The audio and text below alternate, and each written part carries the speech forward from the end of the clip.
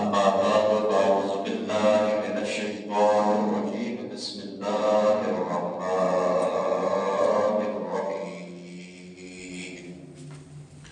إن الذين آمنوا وعملوا الصالحات سيجعل لهم الرحمن ودا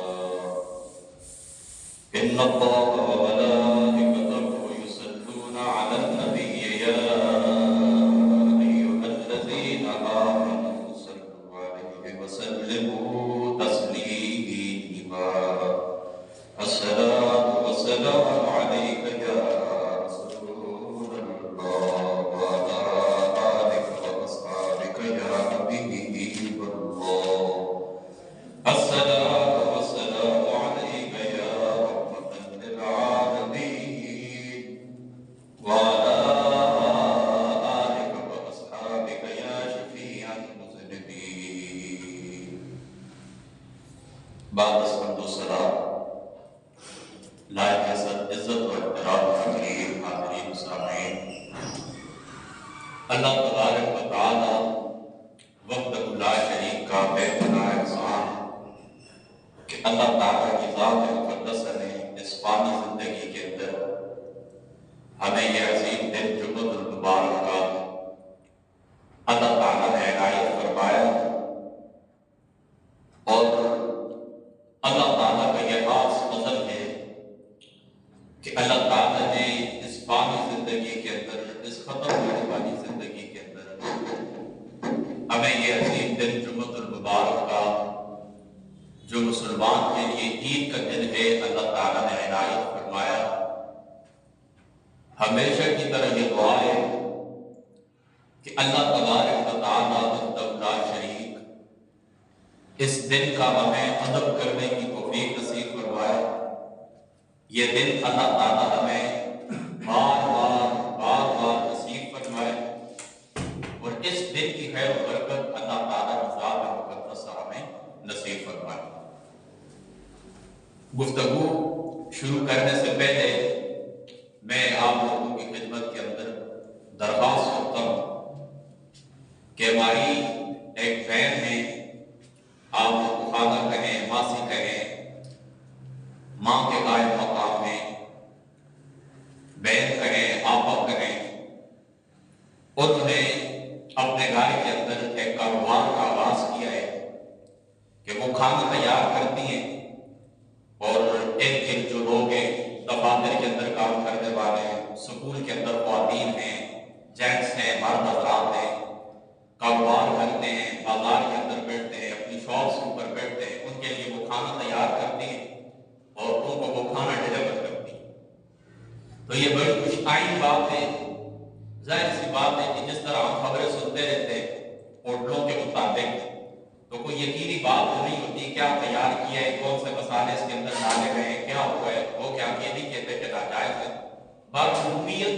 طور پر اسی طرح ہوتا ہے کہ ہوٹلوں کے جو کھانے ہوتے ہیں تو ان کی وجہ سے معدے کے اندر تیزابیت اور دیگر مسائل پیدا ہو جاتے ہیں۔ تو ایسے میں یہ بہت بڑی اچھی بات ہے، بہت بڑی اچھی کاوش ہے کہ کسی شخص کو بازار کے اندر گھر کا پکا ہوا کھانا مل جائے۔ تو آپ لوگ جو بازاروں کے اندر کاروبار کرتے ہیں، وہاں پر جاتے ہیں، آپ کی شاپ سے دکان ہے، تو آپ صاحب سے میں گزارش کرتا ہوں کہ آپ ان کے ساتھ تعاون بھی کریں۔ یہ نثار خان صاحب کا جو چینل ہے، ان کے اوپر کی ویڈیو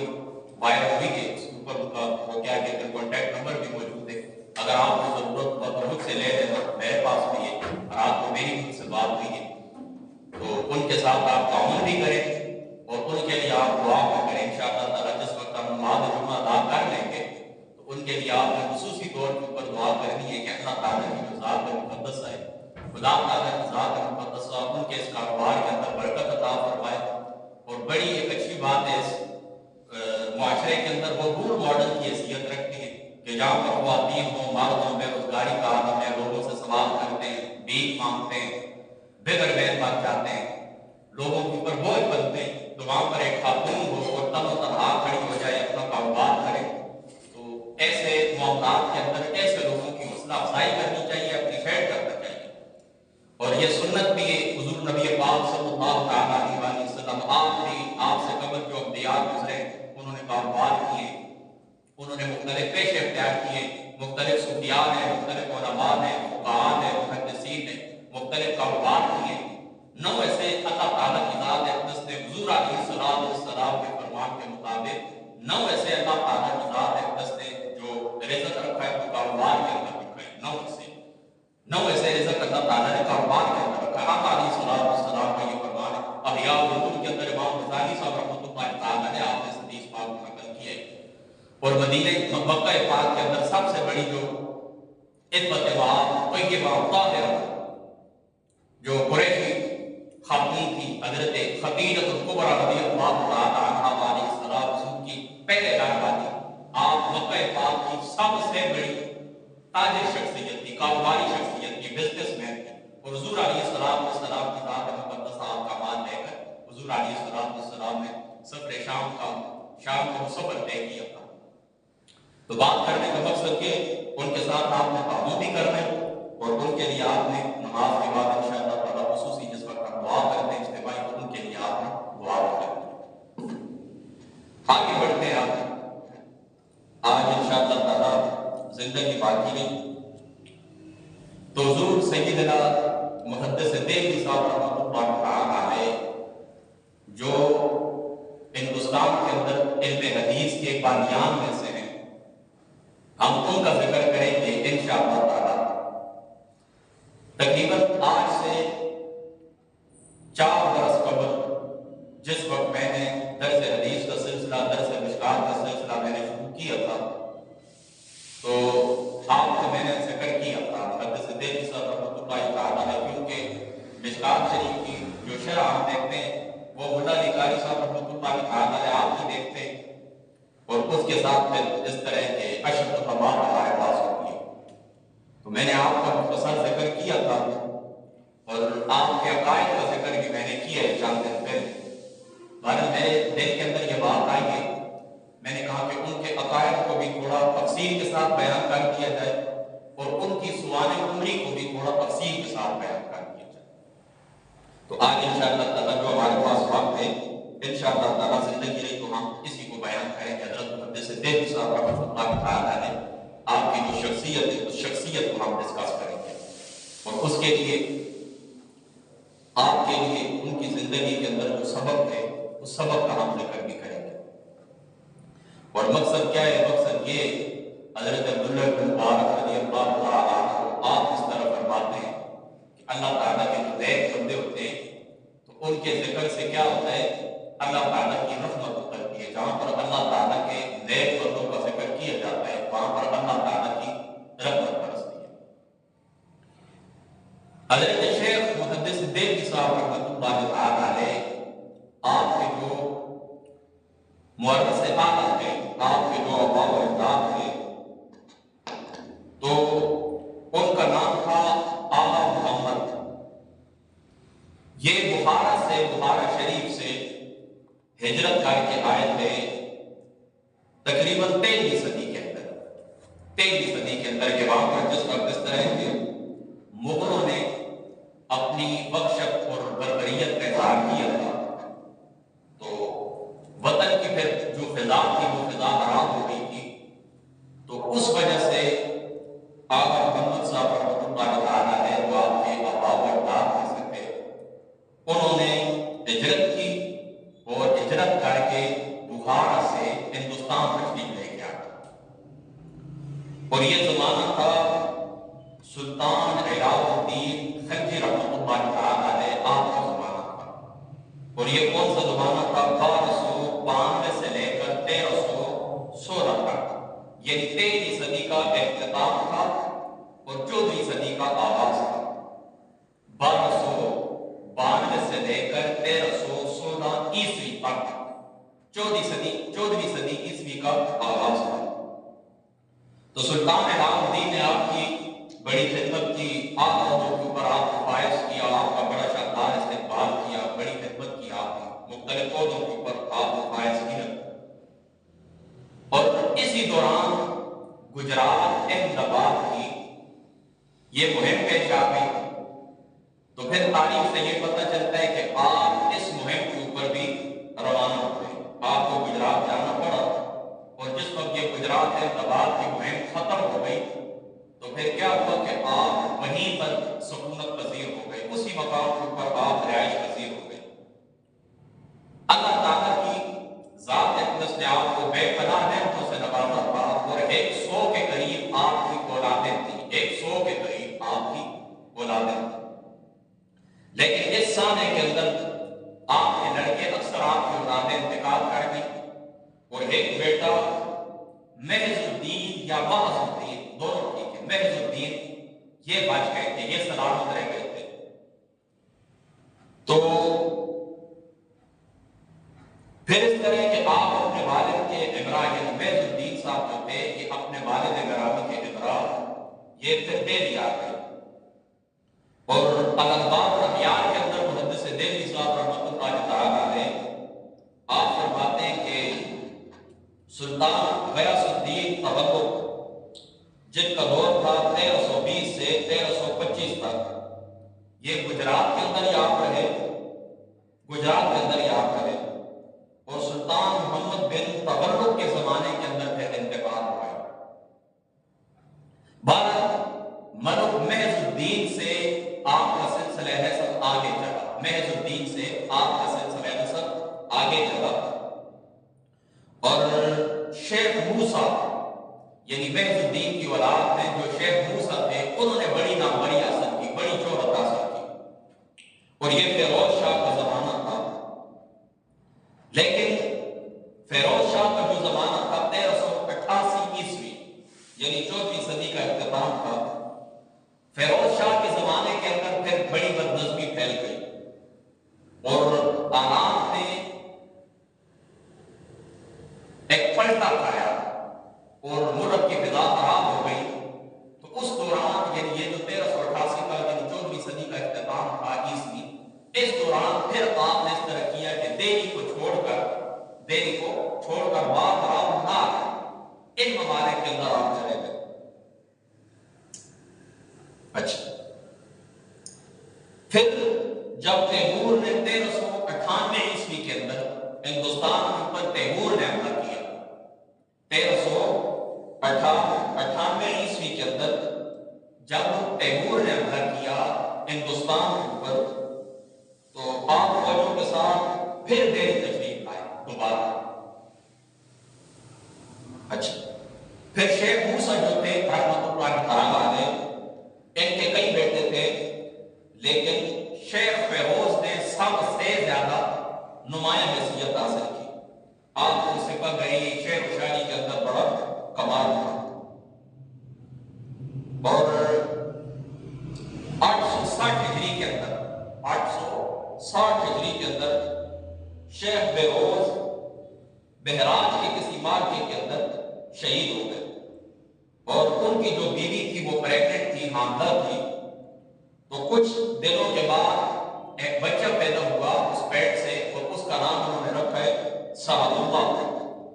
اور ان میں بھی اپنے والد کے تمام خصائل موجود تھے، اور شیخ محمد کنگن رحمۃ اللہ تعالیٰ نے آپ کے دست اقدس کے اوپر بیعت کی، اور 22 ربیع الاول 928 بمطابق 1521 عیسوی کو آپ کا وصال ہوا، اور آپ کے دو بیٹے تھے شیخ ذوق اللہ اور شیخ سیف اللہ، دو بیٹے تھے شیخ ذوق اللہ اور سیف اللہ یا سیف الدین، یہ اس طرح کے دو بیٹے تھے آپ کے۔ پھر آگے اللہ تعالیٰ کی ذات مقدسہ نے ان سے سلسلہ نسب کو آگے چلایا، اور یہ جو شیخ سیف الدین تھے یہ والد گرامی تھے حضرت محدث دہلوی صاحب رحمۃ اللہ تعالیٰ علیہ آپ کے، اس بات کو آپ کے ذہن کے اندر رکھنا ہے۔ جو شیخ سیف الدین تھے یہ والد گرامی تھے کس کے؟ یہ والد گرامی تھے حضرت محدث دہلوی صاحب رحمۃ اللہ تعالیٰ علیہ آپ کے، اور یہ پیدا ہوئے 940 ہجری کے اندر، 940 ہجری کے اندر کون پیدا ہوئے؟ حضرت شیخ سیف الدین رحمۃ اللہ تعالیٰ علیہ، اور 1514 عیسوی کے اندر 1514 عیسوی کے اندر یہ پیدا ہوئے، اور سنہ ہجری کون سا تھا؟ 940۔ اللہ تعالیٰ کی ذات اقدس نے آپ کو بڑی اچھے شاعر تھے، صاحب دل بزرگ تھے اور بہت ہی معاملہ فہم اور زیرک شخصیت تھے. بہت حضرت شیخ سیف الدین رحمۃ اللہ تعالیٰ علیہ، حضرت محدث دہلوی صاحب رحمۃ اللہ تعالیٰ علیہ، آپ فرماتے ہیں کہ در شعر و فضیلت و قبول و خاطر، ذوق و شوق و محبت و ظرافت، فرماتے ہیں کہ شعر و شاعری، علم، مقبولیت، ذوق و شوق، ظرافت، لطائف و بیت و حلقی، بدارستگی و طیب قلب اور پاک صاف دل، پاکیزگی دل، اچھا جی، قلب حضور، ذاکر و ذکر لطائف والقاب خام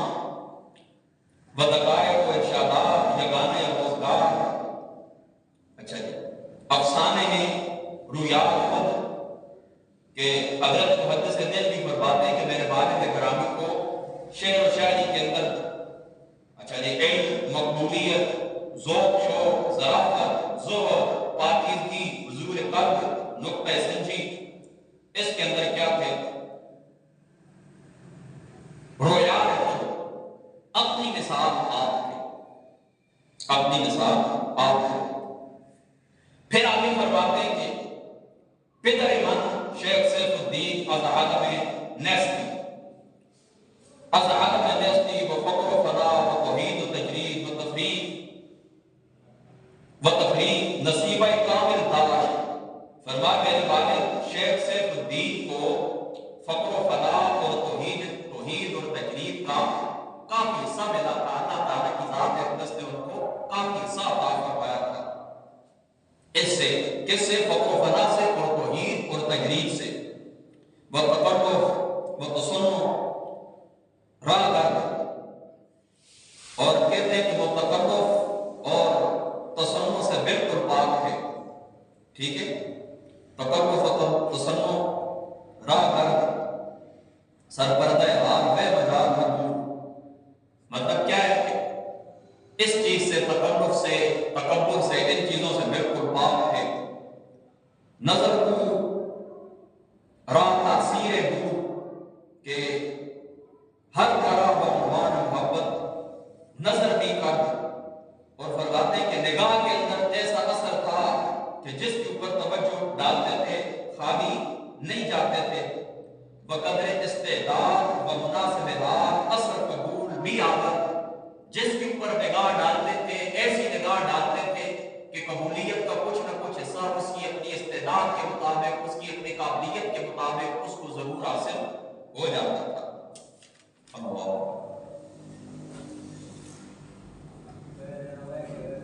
پھر خود فرماتے ہیں، یعنی حضرت محدث دہلوی صاحب رحمۃ اللہ تعالیٰ علیہ،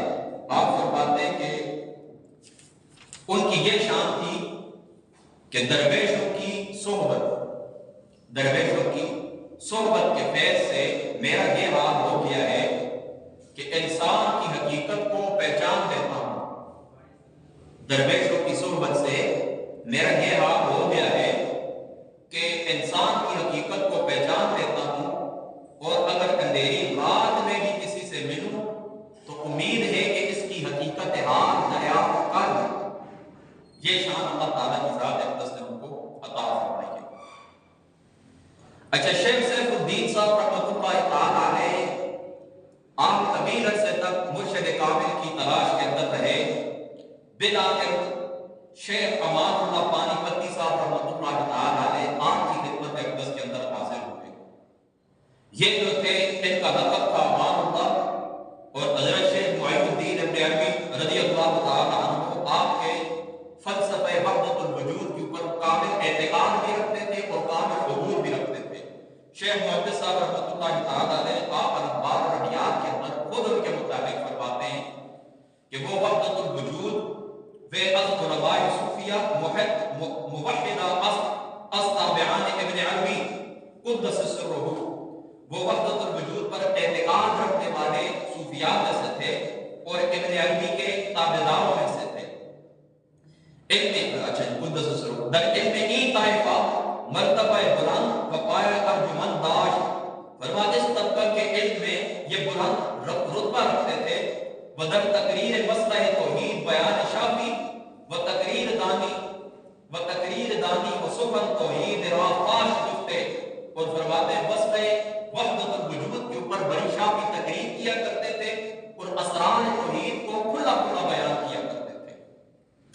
اچھا جی، شیخ امان اللہ پانی پتی صاحب رحمۃ اللہ تعالیٰ علیہ، آپ نے 12 ربیع الاول 957 ہجری کو وصال فرمایا۔ بہرحال اس طرح کرتے آگے بڑھتے کہ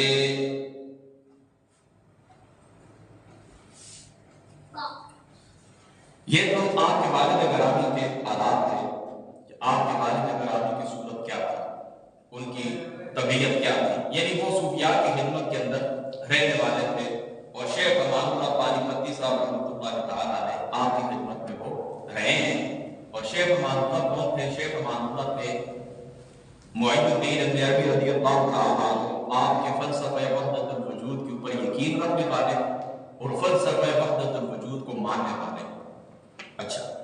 توحید کے اندر اللہ تعالیٰ کی ذات اقدس نے کو بڑا مقام فرمایا تھا۔ پھر اس طرح ہوا کہ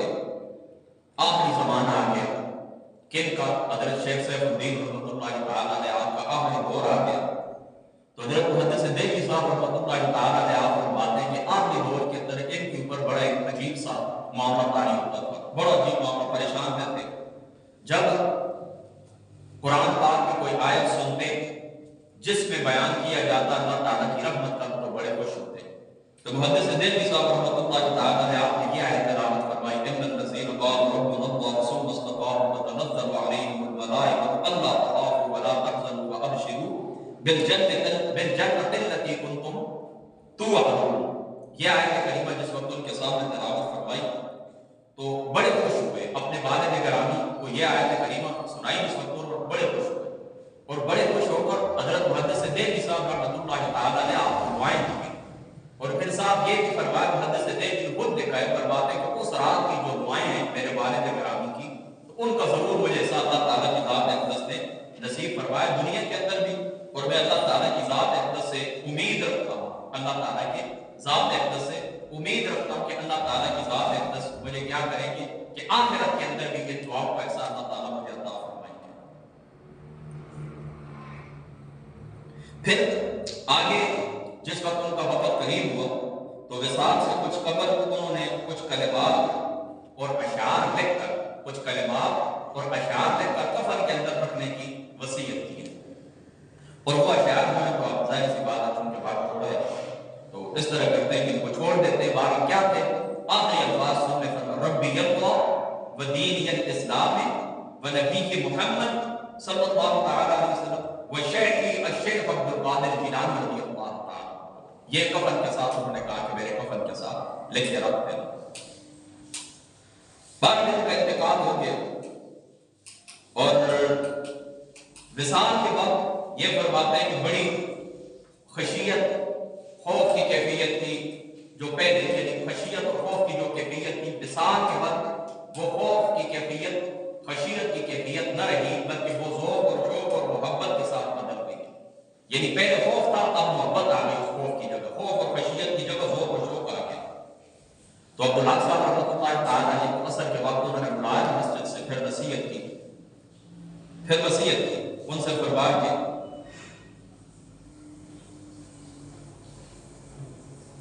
بابا جان، بابا کیا بولا اپنے بیٹے کو؟ بابا، بیٹے کو بابا پتہ کہتے ہیں، تو بابا یہ کیا کر، اس طرح کے الفاظ آتے ہیں، کہتے ہیں بابا جان مجھ کو اس وقت کچھ رنج اور غم نہیں۔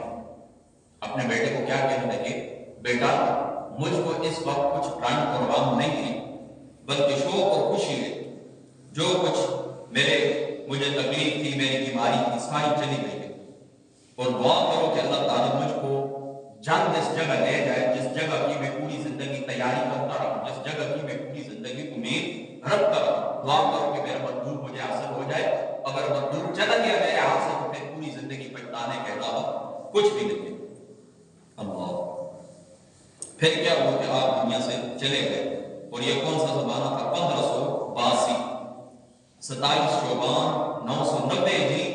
بمطابق 1582 عیسوی کو حضرت شیخ محدث دہلوی کے والد شیخ سیف الدین صاحب رحمۃ اللہ تعالیٰ نے آپ دنیا سے چلے گئے۔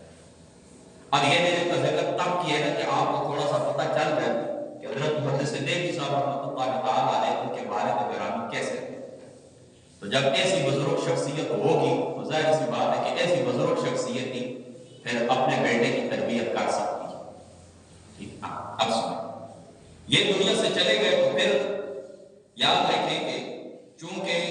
940 ہجری کو یہ پیدا ہوئے تھے دہلی کے اندر اور 958 ہجری کو محدث دہلوی صاحب رحمۃ اللہ تعالیٰ علیہ آپ پیدا ہوئے، اور اس کی سن کون سی تھی؟ 1551۔ کتنی؟ یہ شروع کے اندر یاد رکھ لیں، 958 ہجری کو محدث دہلوی صاحب رحمۃ اللہ تعالیٰ علیہ آپ پیدا ہوئے اور 1052 ہجری کو آپ دنیا سے رخصت ہوئے 94 سال کی عمر میں، اور ادھر عیسوی سال بنتا ہے 1551، اور 1551 سے پھر 94 سال اس کے اندر مزید ایڈ کر دیں تو 1645 کے اندر آپ دنیا سے، یعنی 17ویں صدی کے اندر آپ دنیا سے رخصت ہوئے۔ اچھا، محدث دہلوی صاحب رحمۃ اللہ تعالیٰ علیہ محرم کا مہینہ تھا 958 ہجری کا، اور اسی محرم کے مہینے کے اندر اسلامی ہند کی تاریخ کے اندر یہ بڑا اہم ترین مہینہ ہے کہ ابو الفضل فیضی جیسا شخص بھی اسی مہینے کے اندر پیدا ہوا، اور شیخ محدث دہلوی صاحب رحمۃ اللہ تعالیٰ علیہ آپ بھی اسی مہینے کے اندر پیدا ہوا۔ تو شیخ محدث دہلوی صاحب رحمۃ اللہ تعالیٰ علیہ کو اللہ تعالیٰ نے پیدا کیا دین کی تقویت کے لیے، دین کی ترویج کے لیے، دین کی اشاعت کے لیے، اور وہ پیدا ہوا کس کام کے لیے؟ کہ اس نے دین کو ٹکڑے کرنے کی کوشش کی۔ درباری اکبری دربار کے ساتھ وہ مل گیا تھا، وہ بادشاہوں کا خوشت چین تھا، اکبر بادشاہ کا چہرہ تھا، اور اس نے دین کو گرانے کے اندر، دین کو نقصان پہنچانے کے اندر اس نے کیا کیا؟ کوشش کی۔ دونوں ایک مہینے کے اندر پیدا ہوئے، لیکن دونوں کی منزلیں الگ الگ تھیں۔ ایک کا راستہ تھا صراط مستقیم اور دوسرے کا راستہ تھا طغیان کا، سرکشی کا، بدمعاشی کا، خسران کا، نقصان کا۔ دونوں اس مہینے کے اندر بہرحال ابتدائی جو تعلیم تھی حضرت محدث دہلوی صاحب رحمۃ اللہ تعالیٰ علیہ کی اپنے والد گرامی سے تھی۔ آپ خود فرماتے ہیں کہ شب و روز در کنارے مرحمت و جوار عنایت ایشاں تربیت میاں ہم، فرما دن رات میں نے اپنے والد گرامی کی صحبت کے اندر رہ کر میں نے کیا کیا؟ تربیت حاصل کی، تربیت حاصل کی۔ محدث دہلوی صاحب کے جو والد تھے یہ اس طرح کے بڑے بے چین رہتے تھے، یعنی ان کی تمنا کیا تھی کہ میرے دل کے اندر جو کچھ بھی ہے، یعنی جو علوم اللہ تعالیٰ کی ذات اقدس نے مجھے عطا فرمائے ہیں، یہ علوم میں کیا کروں؟ اپنے بیٹے کے اندر جلد از جلد منتقل کر۔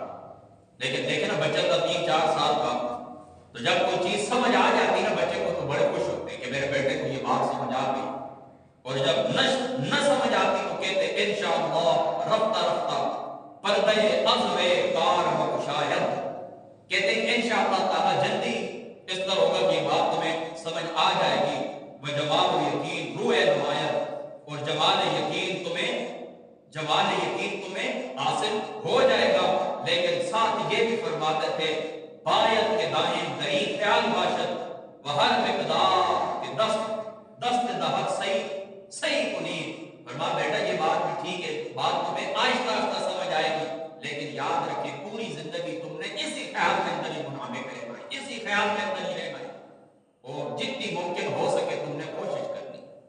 یعنی دیکھیں نا، باپ اپنے بیٹے کے لیے یہی کر سکتا ہے نا کہ مجھے جو کچھ اللہ تعالیٰ نے دین کی دولت دی ہے، دنیا کی دولت دی ہے، میں اپنے بیٹے کو منتقل کر دوں۔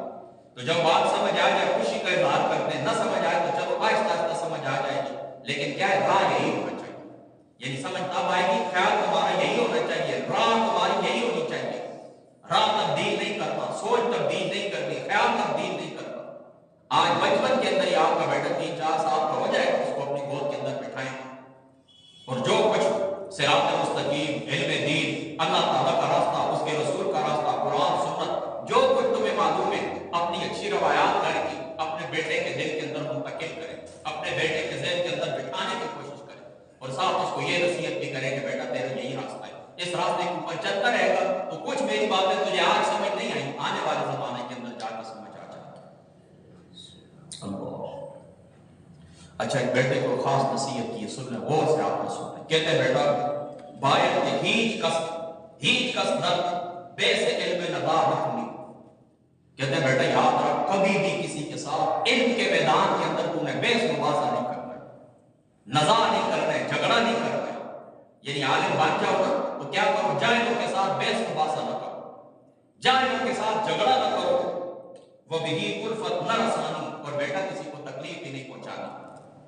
علمی مباحثہ بھی لوگوں کے ساتھ نہیں کرنا اور کسی کو تکلیف بھی نہیں پہنچانی۔ اگر دانی کے حق مجالس دیگر بس قبول کو نہیں، اور ماں بیٹا اگر تو دیکھ کہ دوسری طرف حق ہے تو جلدی قبول کر لے۔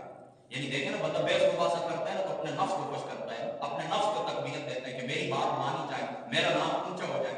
بحث مباحثہ تو اس لیے کرنا چاہیے کہ میری دلیل مضبوط ہے تو تسلیم کر لے، تیری دلیل مضبوط ہے تو میں تسلیم کر لوں، لیکن یہ صورت تو آج کل نہیں ہے۔ تو بیٹے کو کیا فرما، بیٹا بحث مباحثہ نہیں کرنا، لوگوں کو تکلیف نہیں دینی۔ اگر بحث مباحثہ اچھے طریقے سے کر اور حق دوسری جانب ہو، تیرے پاس حق نہ ہو تو دوسرے کا حق قبول کر لینا، دوسرے کی دلیل قبول کر لینا۔ وہ اگر نہ دو سے بار ہو، اگر ایسا نہ ہو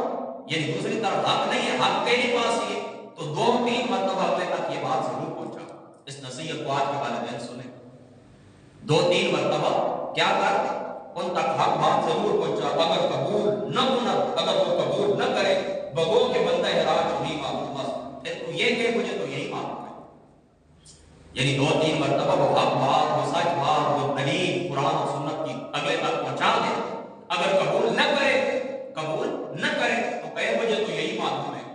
ہاں ٹھیک ہے، اگر قبول نہ کنت بگو کہ بندہ راج نہیں معلوم بس، ہاں اگر نہیں معلوم تو پھر یہ کہے مجھے تو یہی معلوم ہے، اگر تم میری بات تسلیم نہیں کرتے ہو۔ آن و نیز رات مان دود کے شمائیں می کو ہے، پھر مجھے تو یہی معلوم ہے، تجھے کوئی دیگر بات تجھے معلوم ہے تو اس کے اوپر عمل کر۔ نزاع برا چیز، بیٹا جھگڑا کس بات کا؟ کاش کہ آج کے مولوی مناظر یہ اس بات کو ذہن نشین کر لیں کہ دوسرے آدمی تک مناظرہ جو آپ کرتے ہیں، مجادلہ آپ کرتے ہیں، کس طریقے سے ہونا چاہیے۔ پہلے یہ نیت کر کے جاؤ کہ دلیل جس کی مضبوط ہوئی میں تسلیم کروں گا، پھر دوسرے کی دلیل مضبوط ہے الحمدللہ، تیری مضبوط ہے تو کہے میرے پاس یہی دلیل ہے، اگر تو نہیں مانتا ہے تو اپنا کام کر۔ کہتے ہیں بیٹا نزاع برائی چیز، بیٹا جھگڑا کس کا؟ اللہ پھر فرمایا کرتے تھے کہ علمی بحث کے اندر جو جنگ کی جاتی ہے، علمی بحث کے اندر جو جنگ کی جاتی ہے وہ صرف اپنے نفس کے واسطے ہوتی ہے، یہ لاحاصل چیز ہے۔ اس سے کیا ہوتا ہے، منافقت اور محافظت کے سور ابل پڑتے ہیں، چشمے ابل پڑتے ہیں۔ یعنی جو علمی بحث آپ کریں گے نا، کسی سے مناظرہ کریں گے اور مقصد کیا ہوگا کہ صرف میرا نفس مضبوط ہو، اللہ کے دین کی تکبیر مقصود نہیں ہوگی، تو جب دونوں طرف سے مناظرے والے یہی نیت کر کے آئیں گے تو کیا پھیلے گی، نفرت پھیلے گی، نفرت کے چشمے بہ پڑیں گے۔ اور آج دیکھ میں معاشرے کے اندر یہی صورت ہے، معاشرے کے اندر آج یہی صورت ہے۔ مولویوں نے کیا کیا سوائے نفرتوں کے؟ کچھ بھی نہیں کیا۔ علمی جو بحث مباحث ہوتی ہے اس کے اندر محبت ہونی چاہیے، ٹھیک ہے، ایقار محبت اصل، یہ کام جو علمی بحث ہوتی ہے نا محبت کے ساتھ ہونی چاہیے۔ آرام کی محبت نباشت چکار کنت، اور وہ محبت نہیں ہے تو وہ بندہ کیا کرے گا، وہ بندہ کیا کرے گا۔ بارہ محدث دہلوی صاحب رحمۃ اللہ تعالیٰ نے آپ کی ذات مقدسہ نے پھر اس باپ کی اس نصیحت کو پلے باندھا ہے، اپنے والد گرامی کی اس نصیحت کو پلے باندھا ہے۔ پھر اکبری جو دور تھا، بادشاہ اکبر بادشاہ کا جو زمانہ تھا، کیسے کیسی تفسیر، تضلیل، تکفیر ہوئی، کافر کہا گیا، لوگوں کو گمراہ کہا گیا، کیسے کیسے بازار گرم تھے اس زمانے کے اندر ہندوستان کی تاریخ کے اندر، لیکن کبھی بھی حضرت محدث دہلوی صاحب رحمۃ اللہ تعالیٰ نے آپ اس معاملے کے اندر نہیں پڑے، اس چیز سے اپنی جان آپ نے بچائی، خاموشی کے ساتھ قال اللہ قال رسول، اللہ نے کیا فرمایا، رسول اللہ نے کیا فرمایا۔ بارہ محدث دہلوی کے والد جو تھے شیخ سیف الدین صاحب رحمۃ اللہ تعالیٰ علیہ، ان کا یہ کارنامہ تھا، کیا کارنامہ تھا کہ انہوں نے بیٹے کے دل کے اندر صرف حصول علم کی لگن ہی پیدا نہیں کی، صرف حصول علم کی لگن ہی پیدا نہیں کی، بلکہ ان کے ذہن کے اندر علم کے صحیح نظریے بھی قائم کروا دیے۔ یعنی صرف ایک ہوتا ہے نا علم حاصل کرنا، اور ایک ہوتا ہے علم حاصل کرنا اور علم صحیح علم حاصل کرنا۔ علم کے جو صحیح نظریات تھے وہ بھی اپنے بیٹے کے دل کے اندر بیٹھا، صرف یہ نہیں کہا کہ حصول نظر علم کا حصول نظر یعنی لگن حاصل ہو جائے، اس کے دل کے اندر علم کے حصول کی لگن پیدا ہو جائے، نہیں، بلکہ علم کے مطابق صحیح نظریے کے جو ستون تھے وہ بھی حضرت محدث دہلوی صاحب رحمۃ اللہ تعالیٰ نے آپ کے دل اور دماغ کے اندر بیٹھا۔ درود شریف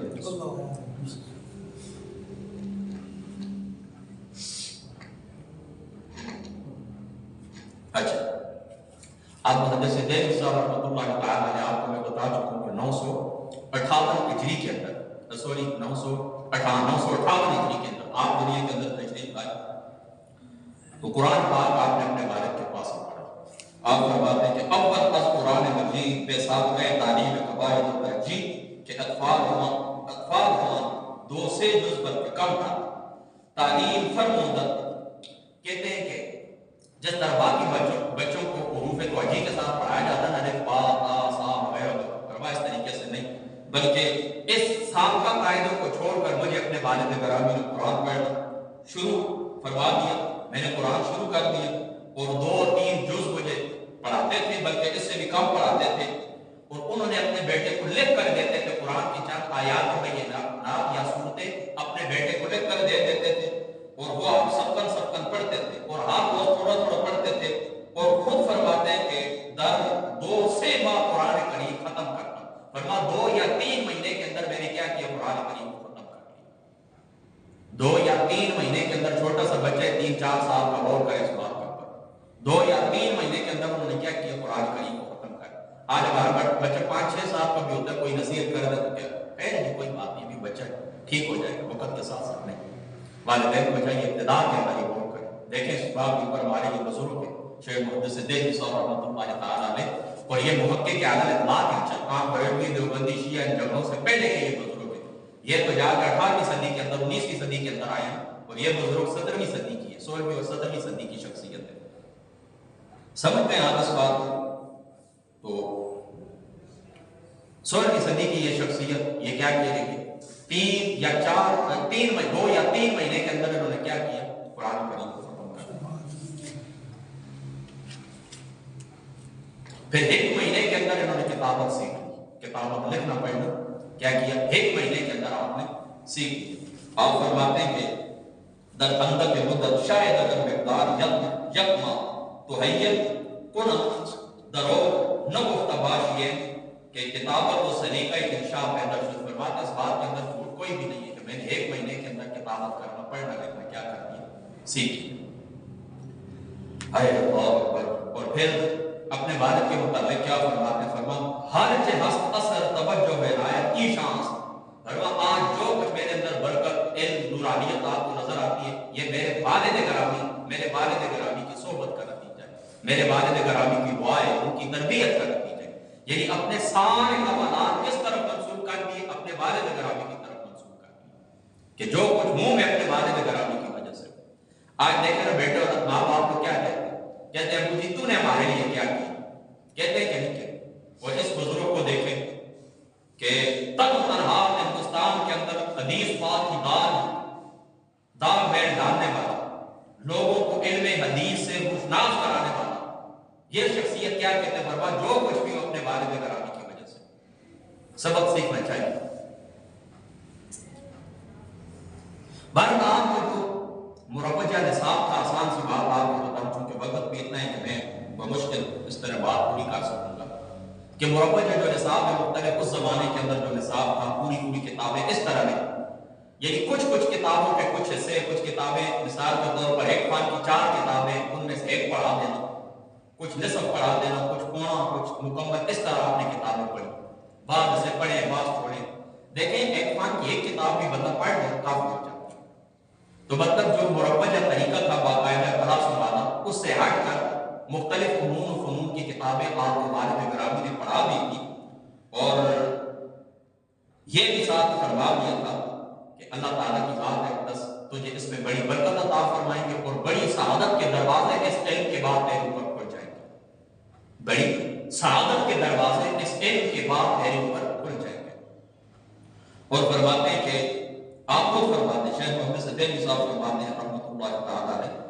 آپ فرماتے ہیں کہ اور نظم کی ان کتابوں میں سے جو اس ملک میں مروج ہے شاید گلستان بوستان کے چند جز اور دیوان حافظ پڑھایا ہو اور لڑکپن ہی سے قرآن پاک ختم کرنے کے بعد میزان سب سے مصباح و قافیہ تک خود تعلیم دی. ان کے والد گرامی نے یہ کتابیں ان کو خود پڑھی اور کہتے تھے، یعنی ظاہر سی بات ہے کہ ہر والد کی یہ خواہش ہوتی ہے کہ میں اپنی زندگی کے اندر اپنے بیٹے کو غلام مقام پر دیکھوں والد کی یہ خواہش. بارہ ان کا تو بڑھاپا تھا، ان کا بڑھاپا تھا. اپنے بیٹے کو دیکھتے تو پھر کہتے بیٹا، یعنی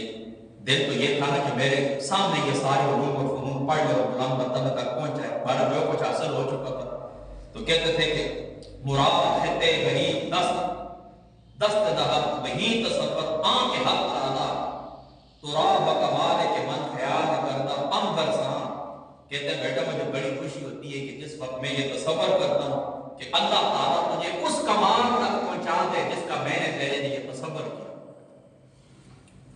یعنی جو کچھ میں نے تیرے لیے تصور کیا ہے میں بڑی خوشی ہوتی ہے جس وقت میں تصور کی آنکھ سے تجھے اس مقام کے اوپر دیکھتا ہوں اور اللہ تعالیٰ سے دعا کرتا ہوں کہ اللہ تعالیٰ تجھے اس مقام تک پہنچا دے. بارہ سادی سی بات یہ کہ 12-13 برس کی عمر کے اندر شرع شمسیہ، شرع عقائد، خیالی، یہ سب کچھ آپ نے مختصر متفق یہ پڑھ لیا تھا اور 18 برس کی عمر کے اندر آپ فارغ و تحصیل ہو گئے تھے. ضرور سے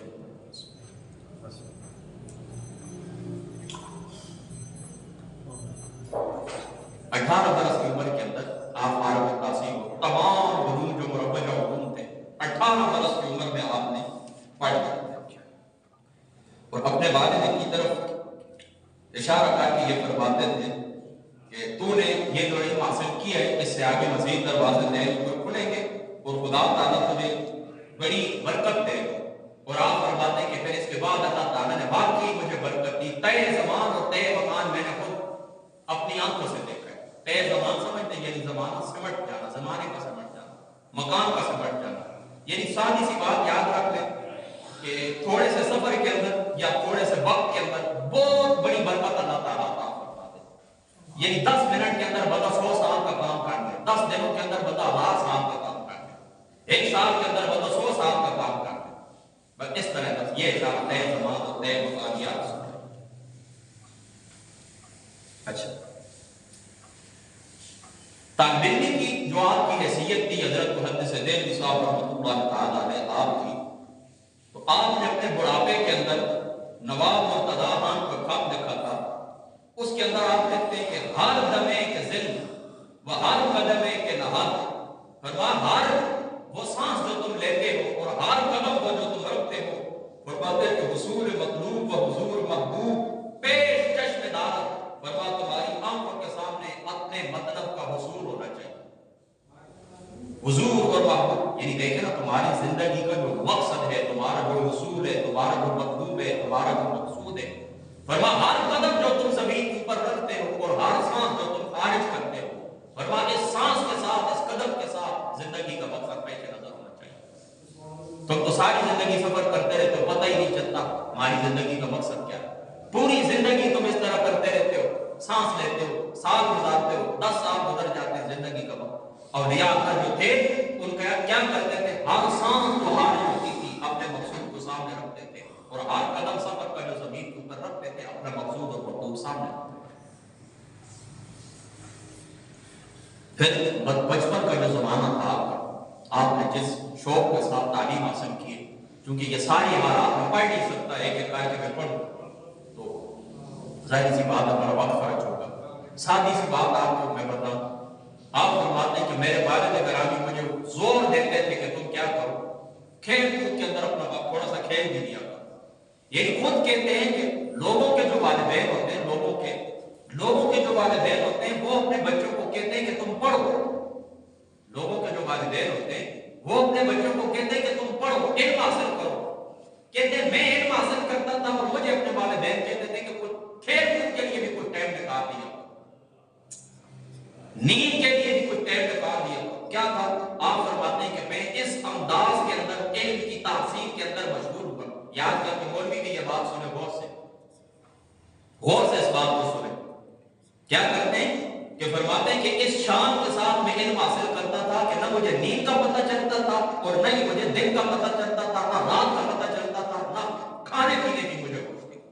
فرمایا علمی طالب علمی کے زمانے کے اندر کبھی بھی میں نے سیر ہو کر کھانا بھی نہیں کھایا اور کبھی بھی سیر ہو کر میں نے نیند بھی نہیں کی.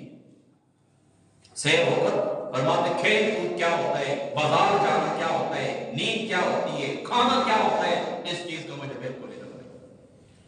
از ابتدائے ایام طفولیت نبی دامن کے بازی چیز وہ خواب کے نام مجھے نہیں پتا، مجھے نہیں پتا کھیل کود کیا ہے، مصاحبت یعنی دوستوں کے ساتھ بیٹھ اٹھنا کیا ہوتا ہے، مصاحبت کی اس کو آرام چاہیے، مصاحبت کیا ہوتی ہے، آرام کیا ہوتا ہے، وہ آسائش کو وسیل کو جا، آسائش کیا ہوتی ہے، سیر کرنا کیا ہوتا ہے، کہتے ہیں مجھے اس چیز کا بالکل بھی نہیں پتا چلا۔ ایک طرف میں آپ کو پہلے بتا چکا ہوں کہ اسی سال کے اندر ابو الفضل فیضی پیدا ہوا جو دربار شاہی کے ساتھ، اکبری دربار کے ساتھ منسلک ہوا، وہ بھی راتوں کو مطالعہ کرتا تھا اور اپنے دماغ کے اندر اس نے خشکی پیدا کرنی تھی، لیکن اس کا مقصد کیا تھا، دین کو گرانا۔ اور دوسری طرف ان کا بھی امامہ شریف رات کو کئی دفعہ چراغ کے ساتھ لگ کے جنگ گئے کو بھی نہیں پتا چلا، یعنی مطالعے کے اندر مشغول ہوتے، پڑھنے لکھنے کے اندر مشغول ہوتے، چراغ جڑا ہوتا اس زمانے کے اندر چراغ ہوتے تھے، اس زمانے کے اندر تو اس کے مطالعے کے اندر مصروف رہتے، پٹکا شریف جو تھا، امامہ شریف تھا، اس کو آگ لگ جاتی، نہیں پتا چلتا، اس طرح مطالعے کے اندر مصروف رہتے تھے۔ اور سادی سی بات بتاؤں، یعنی علمی دنیا کے اندر صدر نشینی کی، علمی دنیا کے اندر صدر نشین ہونے کے لیے جس ریاضت اور جس محنت کی ضرورت ہوتی ہے، وہ محنت آپ نے کاٹ کے دکھائی۔ آج یہ مولوی 2-4 سال پڑھ لیتے ہیں تو کہتے ہیں دادا بننے کی کوشش کرتے ہیں، کہتے ہیں ہم سب سے آگے نہ کوئی کسی صوفی کو اہمیت دیتے، نہ کسی عالم کو اہمیت دیتے، نہ سابقہ بزرگوں کو اہمیت، بس کہتے ہیں جو کچھ ہے ہم ہیں۔ حالانکہ مدرسوں کے اندر 6-7 سال کے اندر کیا پڑھ ہوتا ہے مجھے بھی پتا ہے، ظاہر سی بات ہے میں نے بھی پڑھا کیا ہوتا ہے۔ ان بزرگوں کو دیکھے کہ 18 سال کی عمر تک، 3 سال سے لے کر وہ بھی عالم دین والد کی گود کے اندر 15-16 سال پڑھنے کے اندر انہوں نے گزارے، 15-16 سال پڑھ، پھر بھی کوئی کمال زندگی میں اپنی طرف منسوخ نہیں کیا کہ میں بڑا عالم ہوں، میں بڑا شیخ الحدیث ہوں، میں نہیں، فرمایا جو کچھ بھی ہے میرے والدین کی دعاؤں کا صدقہ ہے، جو کچھ بھی ہے میرے والدین کی دعاؤں کا، اپنا ہر کمال اپنے والد کی طرف منسوخ کرتے ہیں، ہر کمال۔ اور محنت کتنی کی میں آپ کو بتا چکا ہوں، کھیلنا کودنا کچھ۔ آپ کا جو گھر تھا نا، تو دہلی کے اندر جو مدرسہ تھا 2 میل کا فاصلہ تھا، 2 میل کا، یہ 2 میل صبح ابھی سورج طلوع نہیں ہوتا تھا، صبح بھی سورج طلوع نہیں ہوتا تھا، 2 میل کا فاصلہ طے کر کے آپ مدرسے کے اندر جاتے، پھر اس طرح کرتے کہ وہاں سے دوپہر کے وقت چند لقمے یعنی کھانے کے لیے پھر گھر واپس آیا کرتے تھے۔ کتنا ہو گیا، 4 میل کا فاصلہ ہو گیا، پھر 2 میل کا فاصلہ طے کر کے پھر جاتے تھے، یعنی کھانا کھانے کے بعد جس طرح بریک ہوتی ہے یا تفریح ہوتی ہے، اس کھانا کھانے کے بعد پھر دوپہر کے وقت پھر مدرسے چلے جایا کرتے تھے، اور پھر وہاں تک رات تک مطالعے کے اندر مصروف رہتے، رات تک مطالعے کے اندر مصروف رہتے۔ اچھا کتنا ہو گیا، 6 میل کا فاصلہ ہو گیا، پھر وہاں سے گھر آتے 2 میل کا فاصلہ طے کر کے 8 میل کا فاصلہ روزانہ طے کرتے تھے، 8 میل کا، اور پیدل سفر طے کرتے تھے۔ ظاہر سی بات ہے نا، موٹر سائیکل میں اس زمانے کے اندر تو یہ اشیاء نہیں تھی نا، تو 8 میل کا پھر گھر کے اندر یہ نہیں کہ آپ کمی میں تھکا ہوں سو جاتے، نہیں، کتاب کھول لیتے۔ فرمایا اگر آپ میرے والد آئے میرے بیٹا کیا کرتے ہو، والد صاحب آ کر مجھے کہہ رہے کہ بیٹا کیا کرتے ہو، کیا بنایا ہوا ہے، یعنی تھوڑا سا آرام بھی کر لو، تھوڑا سا اپنے نفس کا بھی۔ تو کہتے ہیں چونکہ جھوٹ نہ بولے، میں نے ابو کو کہا آپ زیادہ بھی میں سوتا ہوں، وہ کہتے ہیں میں چادر کاٹ کے اوپر سو گیا، یعنی ابا جان سمجھنے کہ میں سو گیا، کیا جھوٹ نہ آئے، کیونکہ بعد اس کے ساتھ دیکھیں جھوٹ سے کتنا نفرت تھی آپ کہ اس بچے تھے نا، یہ نہیں کہا کہ ابا جان نہیں میں فرمایا ابو جی سوتا ہوں، اور پھر تھوڑی سی دیر کے لیے لیٹ گئے تاکہ میری بات ساتھ ہو جائے۔ اچھا لیٹ کرتے تو دیکھیں کہ والد گرامی آرام سے سو، پھر اٹھ کر پڑھنا شروع کر، اس طرح علم حاصل کیا ہے آپ۔ آج کل دیکھیں نا مدرسوں کے اندر غالباً 3-3 4-4 وغیرہ روز ہوتے ہیں، پڑھائی کی طرف توجہ ہے نہیں، کھانا پینا ہوتا ہے، صبح ناشتے ہوتے ہیں، پھر درمیان کے اندر پھر کھانا ہے جس کو لنچ کہتے ہیں، پھر رات کا ڈنر۔ یہ مولویوں کی بدماشیاں بنی ہوئی،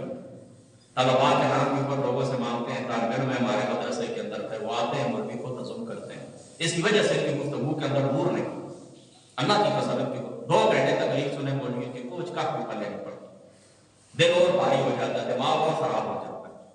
لیکن یہ کتاب میں آپ کو دیتا ہوں محدث دہلوی کی حالات زندگی، یہ آپ صرف سینے سے لگا رہے، آپ سینے کے اندر نورانیت محسوس کریں گے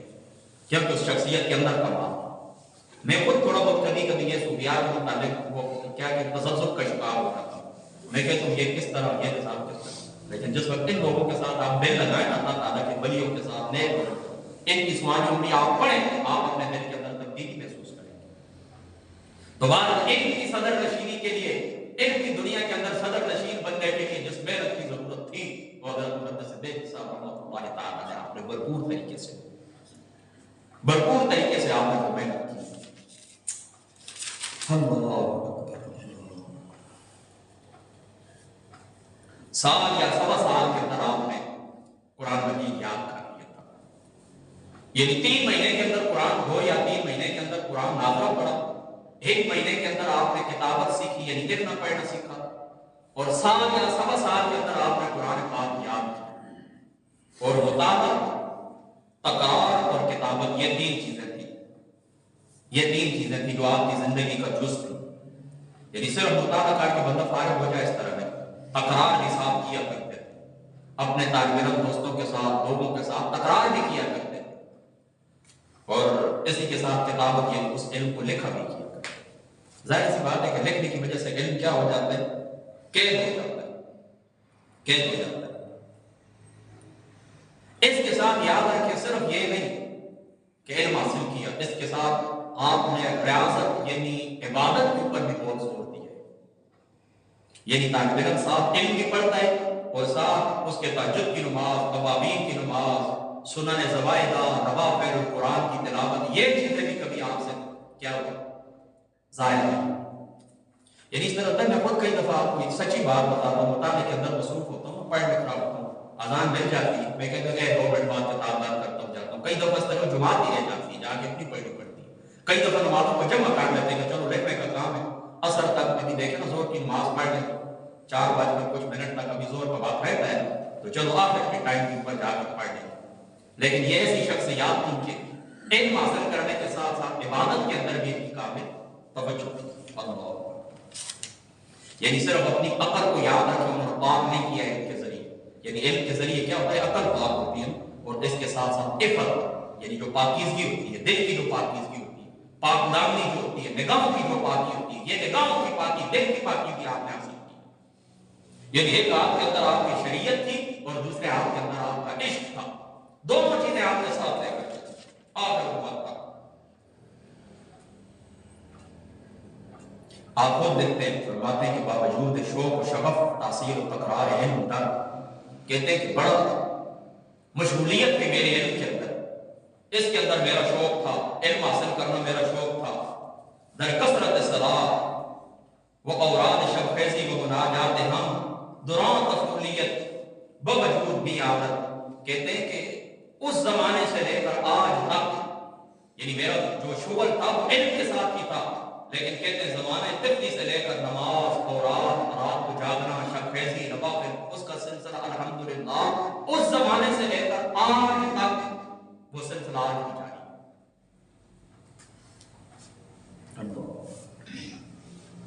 اچھا، تکمیل علم کے بعد کیا ہوا؟ یعنی علم آپ نے حاصل کر لیا. علم حاصل کرنے کے بعد آپ نے اس طرح کیا کہ تھوڑی سی دیر کے لیے آپ نے درس و تدریس شروع کی ہے. تھوڑی سی دیر کے لیے یعنی پڑھنا لکھنا آپ نے شروع کیا. لیکن آپ کے دل کے اندر تنگی تھی بہت زیادہ. وہ میں آگے جا کے آپ کو بتاتا ہوں کہ کس طرح آپ کے دل کے اندر تنگی تھی. عمر آپ کی ہو چکی تھی تقریباً 20 سال اور بادشاہ ناموں کے اندر موجود ہے. کچھ عرصہ انہوں نے درس و تدریس شروع کی، یعنی جو علم حاصل کیا تھا اس علم کو پڑھانا شروع کیا کچھ دیر. لیکن اس کے بعد پھر کیا ہوا؟ 20 سال کی عمر کے اندر خود آپ فرماتے ہیں کہ مجھے اللہ تعالیٰ کی ذات اقدس نے اپنی طرف بلا لیا، یعنی مکہ مکرمہ کی طرف. فرماتے ہیں حضور علیہ السلام کے قدمین کے بیت کے اندر حاضر ہو گئے. فرماتے ہیں کہ 996 ہجری کا زمانہ تھا، یعنی 958 کے اندر آپ پیدا ہوئے. 996 ہجری کا زمانہ تھا. آپ فرماتے ہیں کہ بس میرے دل کے اندر ایک وحشت تھی اور میں نے سفر کا ارادہ کر لیا حرمین شریفین یعنی اللہ تعالیٰ کے حرم کے اندر رسول اللہ صلی اللہ علیہ وسلم آپ کے حرم کے اندر میں جا کے حاضر ہو جاؤں. اچھا، اب گئے شیخ عبدالوہاب متقی رحمۃ اللہ تعالیٰ علیہ آپ کی خدمت کے اندر. شیخ عبدالوہاب متقی مکہ پاک کے اندر حرم شریف کے اندر ایک بہت ہی بزرگ شخصیت، صوفی، محدث، عالم تھے. ان کی خدمت کے اندر پہنچے. اب الفاظ سننا، الفاظ کیا کہتے ہیں؟ کہتے ہیں یا سیدی، اے میرے سیدی، میں وہ شخص ہوں کہ بچپن سے ہی تاثیر علم کے اندر اور عبادت گزاری کے اندر میں پلا بڑا اور میں عام لوگوں کی صحبت کے اندر کبھی نہیں بیٹھوں، آوارہ لوگوں کی صحبت کے اندر میں کبھی نہیں بیٹھوں۔ اور جب اللہ کے کرم سے مجھے علم حاصل ہو گیا اور میں نے اپنی ضرورت پوری کر لی، یعنی علم جتنا مجھے ضروری تھا وہ میں نے حاصل کر لیا، تو بعد علم حقوق نے مجھے دنیا داروں کی طرف بڑھایا۔ دنیا داروں سے مراد یہاں پر بادشاہ ہے۔ کچھ دیر کے لیے، تھوڑی سی دیر کے لیے آپ اکبر کے دربار کے اندر گئے تھے، اکبر کے دربار کے اندر تھوڑی سی دیر کے لیے آپ گئے تھے، تو فرمان لوگوں نے مجھے دنیا داری کی طرف بلایا۔ اچھا، چنانچہ میں بادشاہ وقت اور امراء کے پاس گیا، انہوں نے میری طرف بہت توجہ کی، میرا رتبہ بہت بڑھایا اور یہ ارادہ کیا کہ ان کے ذریعے سے اپنی جماعت کو مضبوط کریں۔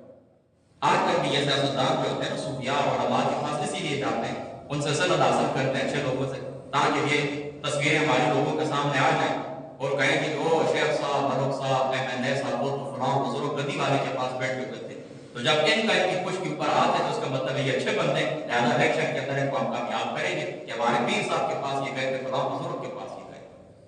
تو یہ سیاستدانوں کا یہ مقبول طریقہ ہوتا ہے، ٹھیک ہے، اندر سے یہ بے شک مخالف ہے، اندر سے بے شک بڑے رد قسم کے حامی ہیں، لیکن جس وقت ان کا معاملہ آتا ہے نا ووٹوں کا، تو یہ چلے جاتے ہیں پیروں کے پاس۔ ویسے کہتے ہیں قبروں کے جانا بھی آرام ہے، لیکن وہاں پر ووٹ مانگنے کے لیے قبروں کے اوپر بھی جا کے روٹیاں پھیلا دیتے ہیں۔ یہ بات بڑی پکی میں غیر ذمہ داری والی بات میں نہیں کرتا سے۔ تو انہوں نے کیا کہا کہ انہوں نے کیا کیا، بادشاہ نے یہ چاہا کہ ان کے ذریعے سے میں اپنی جماعت کو مضبوط کروں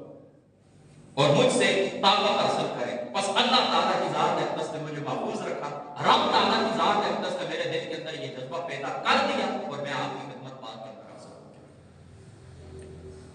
اللہ اکبر۔ چلو اور بھی کچھ باتیں بار کو چھوڑ کے آسان سی بات آپ کو بتاؤں کہ پھر آپ گئے عرب شریف اور وہاں سے دہلی سے آپ پھر احمد آباد آئے تھے گجرات کے اندر، چونکہ آپ کا وہ وطن تھا، اس کے اندر آپ رہے تھے، پھر ان کے آباء و اجداد۔ تو وہاں پر انہوں نے اس طرح کیا کہ جہاں چلا گیا یہ آج کے لیے جو لوگ جانا چاہتے تھے نا وہ چلے گئے، تو ایک سال تک پھر آپ اسی مقام کے اوپر، اسی جگہ کے اوپر رہے، مختلف صالحین لوگوں کے ساتھ بھی آپ کی ملاقاتیں ہوئی ہیں، مختلف بادشاہوں کے ساتھ بھی آپ کی ملاقاتیں ہوئی ہیں، اور گھر سے چونکہ آپ بے سر و سامانی کے عالم میں گئے تھے، لہذا ایک وقت کے جو وہ صوبے کے جو گورنر ہوتے ہیں انہوں نے آپ کی بڑی خدمت کی، اور ایک سال تک آپ اس مقام کے احمد آباد کے اندر آپ رہے۔ پھر اس کے بعد دوسرا جس وقت موسم آیا، دوسرا پھر ظاہر سی بات ہے ایک سال کے بعد وہ جہاز چلتے تھے، تو ایک سال کے بعد پھر آپ دوبارہ جس وقت وہ موسم جانے کا آیا ہے تو پھر آپ حرم شریف کے اندر آپ پہنچ گئے۔ اچھا اب سنیں، یہ زمانہ تھا 1887 کا، جس وقت آپ حرم شریف کے اندر گئے، 1887 کا یہ زمانہ تھا، سوری 1587 کا یہ زمانہ تھا، 996 ہجری۔ تو ان کے پاس پہنچے تو یہ یاد رکھیں کہ جس وقت بندہ علم حاصل کر لیتا ہے نا، علم حاصل کر لیتا ہے تو یاد رکھیں علم حاصل کرنے کے بعد انسان کو کسی رہبر کی ضرورت ہوتی ہے۔ علم حاصل کرنے کے بعد انسان کو کسی رہبر کی ضرورت ہوتی ہے۔ یہ علم جو ہوتا ہے نا، علم یہ تعمیری کاموں کے اوپر تب لگ سکتا ہے تب کہ جب آپ کے پیچھے، آپ کی پشت کے اوپر کسی نیک بندے کا ہاتھ ہو، کسی نیک بندے کی صحبت کے اندر آپ بیٹھتے ہیں۔ اس لیے قرآن جتنے بھی علماء ہیں علم حاصل کرتے، علم حاصل کرنے کے بعد کسی نیک بندے اللہ تعالیٰ کی ولی صوفی کی بیعت کیا کرتے ہیں، تاکہ علم کا جو ذخیرہ اللہ نے ہمیں عنایت فرمایا ہے یہ ضائع نہ ہو جائے بلکہ تعمیری کاموں کے اندر بن جائے، ورنہ علم ضائع ہو جاتا ہے۔ کئی مولویوں کو آپ دیکھتے ہیں علم پڑھتے 10 سال 20 سال محنت کرتے ہیں کسی کھاتے کے اندر، نہ انہوں نے کوئی کتاب لکھی، نہ انہوں نے کوئی تفسیر لکھی، زیادہ سے زیادہ کیا کرتے ہیں، عطروں کی خوشبوؤں کی ایک دکان ڈال لیتے ہیں، کتابوں کی دکان ڈال لیتے ہیں، کپڑوں کی دکان ڈال، وہ سال گزار کرتے ہیں۔ یا پھر اس طرح کرتے ہیں کہ اللہ تعالیٰ کے نیک بندوں کے اوپر بک بک کرنا شروع، جب بک بک کرتے ہیں تو سمجھو اس بندے کا سارے مسائل چلے گئے۔ تو اس لیے حضرت شیخ مقدس دہلوی صاحب کو دیکھ لیں، کتنی بڑی ہستی، کتنی بڑی شخصیت، سارے علوم حاصل کرنے کے بعد حضرت یعنی شیخ عبد الوہاب متقی صاحب رحمۃ اللہ تعالیٰ علیہ آپ کی خدمت کے اندر چلے، ان کی خدمت کے اندر بیٹھ گئے اور 3 سال تک ان کی صحبت کے اندر رہے، 3 سال وہاں پر ان سے مشکات شریف کا درس بھی حاصل کیا، مسلم شریف کی قرات بھی آپ نے کی ہے، اور اس سے پہلے یعنی جس وقت مکہ پہنچے وہاں پر عمرہ کیا، حج کیا، تو اس وقت بھی مکہ کے اندر جو محدثین موجود تھے ان سے آپ نے حدیث پاک پڑھی ہے، حدیث کی قرات ان کے سامنے کی ہے اور ان سے اجازت لی ہے باقاعدہ۔ پھر مدینہ پاک کے اندر جا کر ان سے ملاقات ہوئی شیخ عبد الوہاب متقی، تو اس کے بعد پھر آپ نے کیا کیا، پہلے اپنے والد گرامی کے کہنے کے اوپر حضرت شیخ موسیٰ صاحب رحمۃ اللہ تعالیٰ علیہ آپ کی بیعت بھی آپ نے کی، پھر اس کے بعد شیخ عبد الوہاب متقی صاحب رحمۃ اللہ تعالیٰ علیہ کی اپنی مرضی سے بیعت کی، اور 3 سال تک ان کی خدمت کے اندر رہے، 3 سال، اور 3 سال آپ نے آپ کے اوپر بڑی توجہ کی، بہت آپ کو نوازا ہے، آپ کے اوپر نگاہ رکھی، آپ کے معاملات کو بڑے غور سے دیکھتے رہے اور تعریف کرتے تھے کہ آپ کا جو وقت ہے، آپ کا وقت ہے اس کا بہترین مصرف ہے، یعنی صحیح راستے کے اوپر آپ کا وقت فرق ہوتا ہے۔ 3 سال تک اس نگرانی کے ساتھ آپ نے حضرت شیخ عبد الوہاب متقی صاحب رحمۃ اللہ تعالیٰ علیہ کی خدمت میں وقت گزارا ہے۔ اچھا، فرماتے ہیں کہ جب مشکات شریف کا درس پورا ہوا تو فرمانے لگے کہ الحمدللہ نسبت بئی علم شریف بوجہ اتم حاصل شدہ است، کہتے مجھے کہنے لگے کہ یہ جو علم حدیث پاک کا بس الحمدللہ تمہیں اچھے طریقے سے حاصل ہو گئے، وئی مقدار شدہ است کہ از قوضہ خدمت ای علم تو ای برآمد، فرمایا کافی ہو گئے خدمت کے لیے، یہ علم کافی ہے، اب کیا کرتے، فرماتے ہیں کہ اب چند دن اللہ تعالیٰ کی ذات اقدس کا ذکر کرتے ہیں، یعنی اب اوراد جو ہوتے ہیں نا سلوکیات کے برد وظائف چلے مراقبے وغیرہ، اب ان کی طرف تھوڑا توجہ کرتے ہیں، اللہ کو یاد کرتے ہیں، اللہ کرتے ہیں، تسبیح پڑھتے ہیں، ذکر کرتے ہیں، یہ کام آپ کرتے ہیں۔ تو آپ پھر فرماتے ہیں پھر اس بندے نے، یہ شیخ عبد الوہاب متقی نے رحمۃ اللہ تعالیٰ علیہ، آپ فرماتے ہیں کہ انہوں نے مجھے آباد ثبوت سکھائے اور 2 کتابوں کے آپ نے نام لیے کہ یہ 2 کتابیں آپ نے مجھے پڑھنے کی دی، وہ کہتے ہیں کہ میں نے پھر کیا کیا کہ ان کا مطالعہ کیا کہ ان کا ان 2 کتاب، پھر کہتے ہیں کہ پھر حرم شریف کے ایک حجرے میں جو بعد جہاد کے مقابل اور حجر اسود اور رکن یمانی کے درمیان واقعہ تھا، مجھے وہاں پر بٹھا دیا، اور کہتے ہیں کہ اس زمانے کے اندر مجھے وہاں پر بٹھا دیا اور میری بڑی توجہ رکھتے تھے میرے اوپر، اور میری ریاست عبادت اس کے اوپر انہوں نے نگاہ رکھی، اور جس وقت میرے پاس تشریف لاتے مجھے دیکھتے حال احوال پوچھتے اور فرماتے الحمدللہ ظہور احوال مقصد کے مطابق ہے، کیا مطلب کہ جس مقصد کے لیے میں نے تمہیں یہاں پر بٹھایا ہے وہ مقصد کیا ہو رہا ہے، تمہارے حاصل ہو رہے ہیں۔ اچھا، اس مقام کے اوپر بیٹھے، اب جس وقت یاد رکھیں یہ ساری باتیں ہو گئی، یعنی علم بھی آپ نے حاصل کر لیا، مشکات شریف پڑھ لی، مشکات شریف کا درس حاصل کر لیا، اسی طریقے سے مسلم کا درس حاصل کر لیا، اسی طریقے سے جو اوراد وظائف ہوتے ہیں، صوفیاء کے جو طریقے ہوتے ہیں وہ سارے آپ کو حاصل ہو گئے، تو پھر فرماتے ہیں کہ مجھے فرماتے ہیں کہ اب کیا کر، اب ہندوستان کا ارادہ تھا، یہ واپس جاؤ، ہندوستان واپس جاؤ۔ اللہ دیکھیں کتنا بڑا قصہ ایک قوم کو آپ فرمایا شیخ عبد الوہاب متقی نے، جس علم سے مصر اور دیگر دیار عرب منور تھے، وہ سارا علم اس بچے کے اندر، اس شخص کے اندر منتقل کر کے شیخ عبد الحق محدث دہلوی صاحب رحمۃ اللہ تعالیٰ علیہ کی ذات اقدس کے اندر منتقل کر کے فرماتے ہیں کہ جب ہم واپس چل ہندوستان چل، اور یہ واضح طور کے اوپر انہوں نے لکھا ہے، فرماتے ہیں کہ حدیث، تصوف، فقہ، حقوق و لباس، یہ ساری چیزیں میں نے حاصل کی شیخ عبد الوہاب متقی صاحب رحمۃ اللہ تعالیٰ علیہ کے قدموں سے، اس بچے کو خاموش کر ان کے قدموں سے میں نے یہ حاصل کیے، اور اب کیا کہنے لگے ہندوستان واپس چل۔ اچھا، آپ فرماتے ہیں کہ مجھے مدینہ پاک سے بڑا عشق تھا، مدینہ پاک سے مجھے کیا تھا، بڑا عشق تھا، بڑی مجھے محبت تھی، تو فرماتے ہیں اب سنیں، یاد کر کے لوگ منہ اٹھاتے ہیں نا، باتیں کرتے ہیں، کہتے ہیں یہ چیزیں آپ نے کہاں سے لی، یہ دیکھیں جس بزرگ کا میں آپ کے سامنے تذکرہ کر رہا ہوں، اگلے جمعے کو انشاءاللہ میں ان کے عقائد بھی بیان کروں گا کہ ان کے عقائد کیا تھے، ابھی تو ان کی زندگی کا سفر آپ کو سنا رہا ہوں۔ یہ وہ شخصیت ہے، میں آپ کو بتا چکا ہوں کہ 16ویں صدی کی شخصیت ہے، اور یہ وہابی شیعہ سنی رولے اٹھے 19ویں 20ویں صدی کے اندر، اس سے پہلے کہ یہ بزرگ دیکھ لیں لوگوں کے نظریات کیا تھے، کہنے لگے کہ در مدینہ ہے برہنہ پا گردی ہے، کہتے ہیں مدینہ پاک کے اندر میں جوتیوں سمیت کبھی نہیں چلا ہوں، پیدل چل کے جایا کرتا تھا، آقا علیہ السلام کے حرم پاک کے اندر میں جوتیوں سمیت کبھی بھی نہیں کی۔ اب ان سے پوچھے نا کہاں پر لکھو حدیث پاک آئی ہے، حضور نے فرمایا کہ میرے شہر کے اندر پیدل چل، یہ ادب کے قواعد ہوتے ہیں، ادب والوں کی باتیں ہوتی ہیں، یہ ادب کی چیزیں، ادب والوں کی نصیب ہوتی ہے۔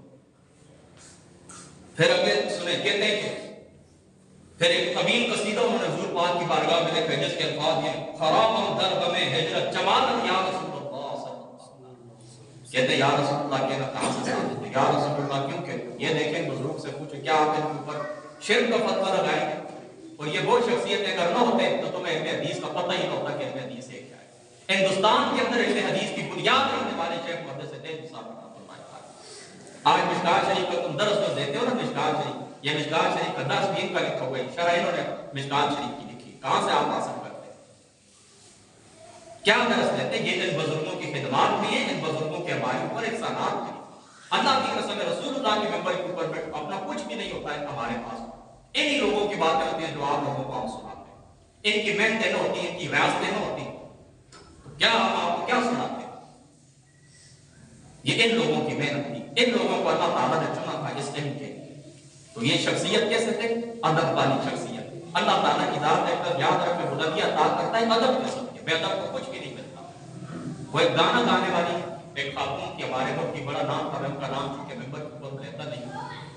ان کا ایک جملہ میں نے ٹی وی کے اوپر سنا تھا، میں چھوٹا سا تھا، آج تک مجھے یاد ہے۔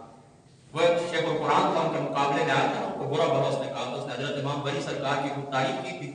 تو وہ شیخ القرآن صاحب کو بڑی آگ لگی تھی، انہوں نے اس کو کچھ برا بھلا کہا تھا۔ تو انہوں نے اس مولوی کو کہا تھا کہ اس خاتون نے کہا تھا کہ میں گانا گاتی ہوں، کل میرا شر بھی تم دیکھ لینا، اور تم اپنی حالت جس وقت تم مرو گے تم بھی دیکھ لینا۔ پھر واقعی وہ جو شیخ القرآن تھے وہ جس وقت مرے تو ان کی زبان یہاں پر، اور اس کو اللہ تعالیٰ کی ذات نے 27ویں قرات عطا فرمائی، 27ویں قرات میں عورت دنیا سے گئی جو ساری زندگی گانے گاتی ہے۔ اس کا ایک جملہ مجھے یاد، اس نے کہا تھا بے ادب آدمی کے پاس کوئی ہنر نہیں ہوتا، دنیا کا بھی آخرت کا بھی، دین کا،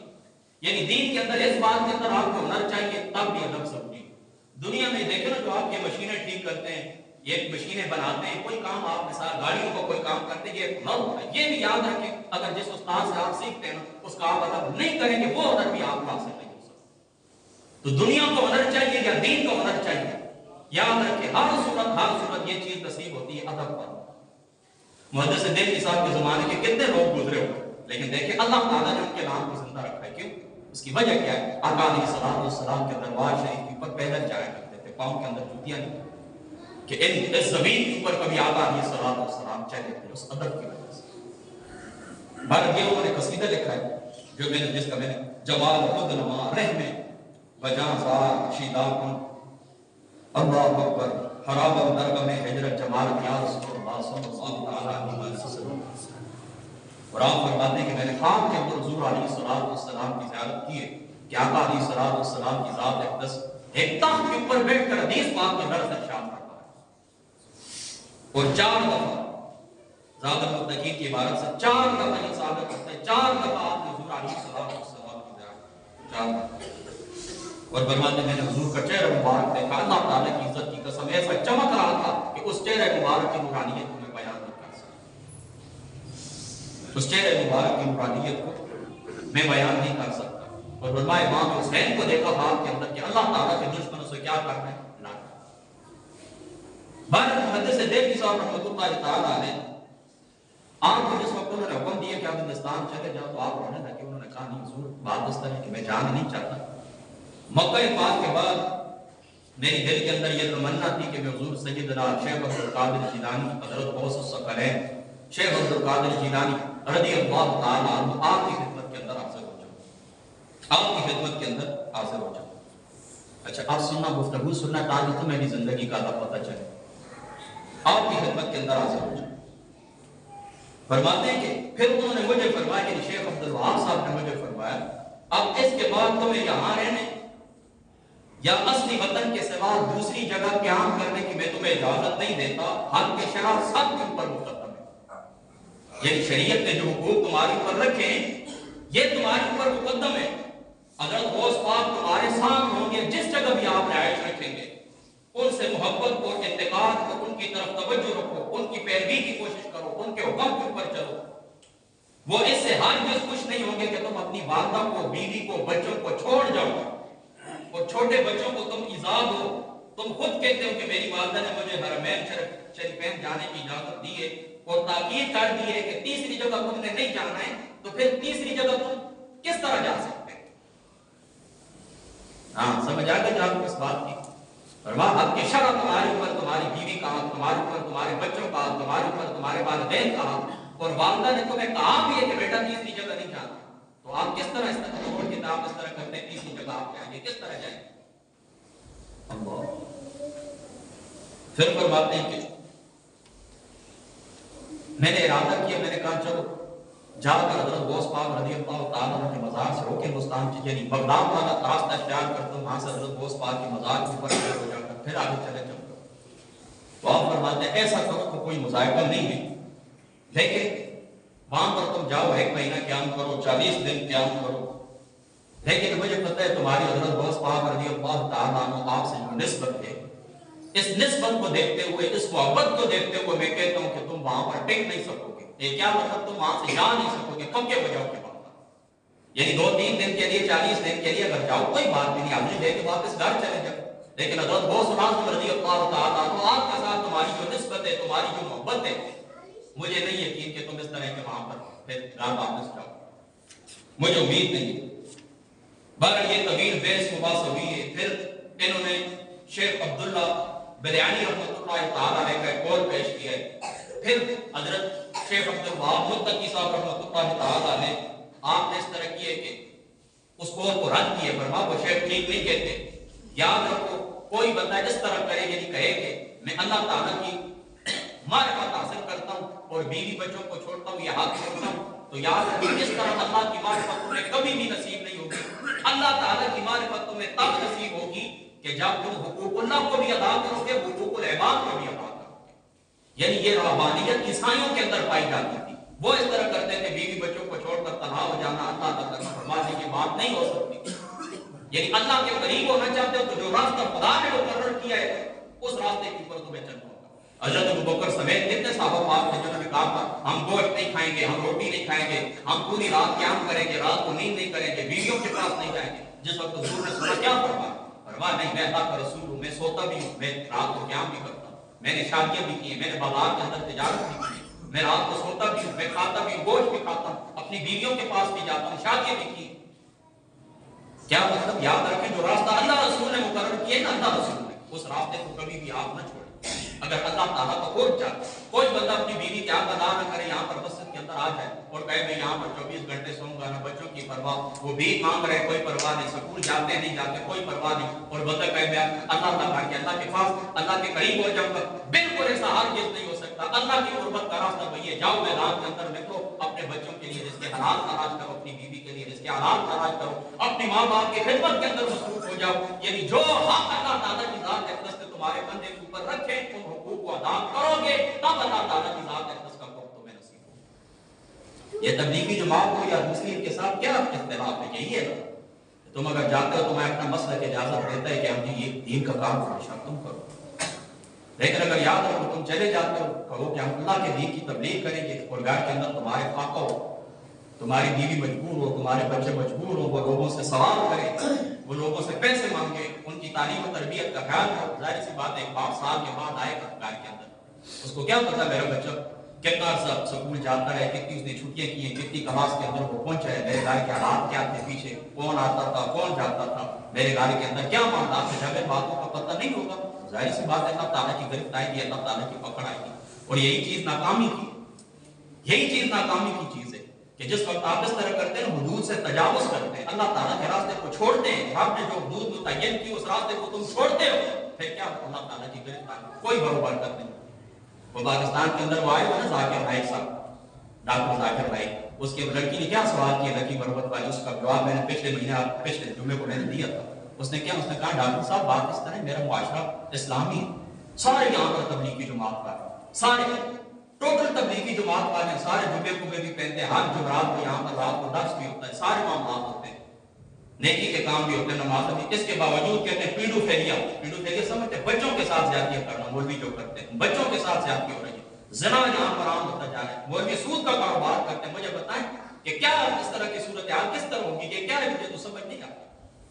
تو ڈاکٹر ذاکر نائک صاحب بھی چونکہ مولوی صاحب بیٹھے ہوئے تھے، اب اس کا جواب تو وہ نہیں دے سکتے تھے، تو انہوں نے اس سے معافی منگوائی، کہتے ہیں کیسی بات کرتی ہو، ایک طرف کہتی ہو معاشرہ اسلامی ہے، دوسری طرف سے کہتے ہو کہ یہاں پر گناہ ہے، اس طرح تو ہو ہی نہیں سکتا، یہ تو تضاد ہو ہی نہیں سکتا، اور معاشرے کے اندر یہ تضاد تو ہے، تو اس کا جواب انہوں نے نہیں دے سکا، بات کو موڑ دیا، کیونکہ سارے مولوی بیٹھے ہوئے تھے، اگر وہ بات سچ کرتے تو مولویوں کے اوپر بات آتی، پھر ذاکر صاحب کو اگر 20 دن کا ٹور تھا نا تو وہی تقریر ان کی آخری تقریر ہوتی تھی پھر واپس چلا جانا تھا، پھر کسی نے ان کی کوئی تقریر نہیں کروانی، نہ ان کو پھر طارق جمیل نے بلوانا تھا، نہ ان کو پھر بادشاہی مسجد میں خطاب کرنے کی اجازت ہوگی۔ تو انہوں نے کیا کیا، بات کو گول موڑ کر کے، کیونکہ بات اپنی پیٹی بند مولویوں کے اوپر آ رہی ہے۔ تو یہ ساری بے برکتی ہے، اس راستے کی بے برکتی ہے کہ جس آپ اللہ کے راستے کو جس وقت چھوڑیں گے، حضور علیہ السلام کی ذات پاک کے ساتھ آپ کا عقیدہ صحیح نہیں ہوگا۔ جس رب نے قرآن دیا ہے،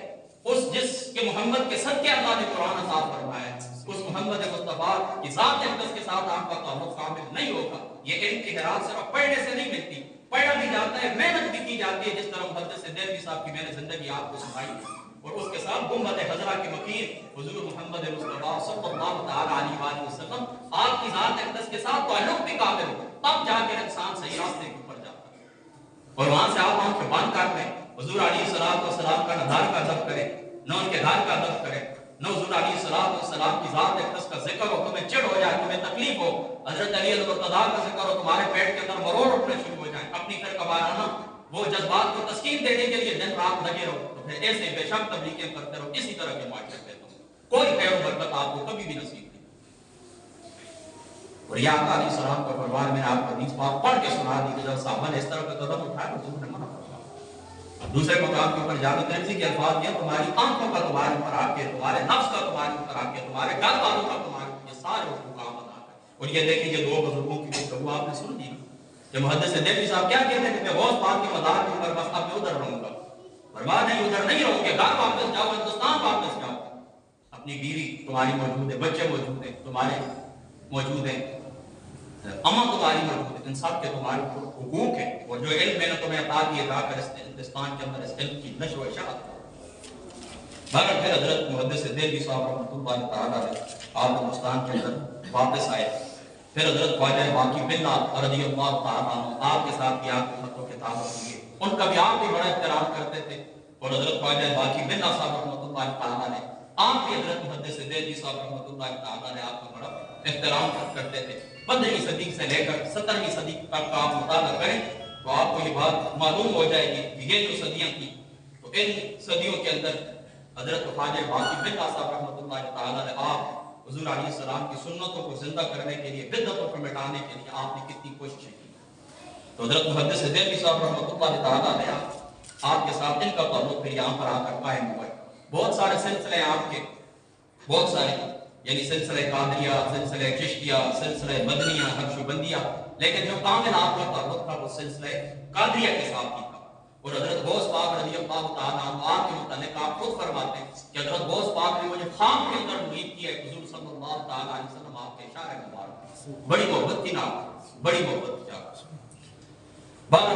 پھر 1052 کے اندر، 1052 ہجری کے اندر،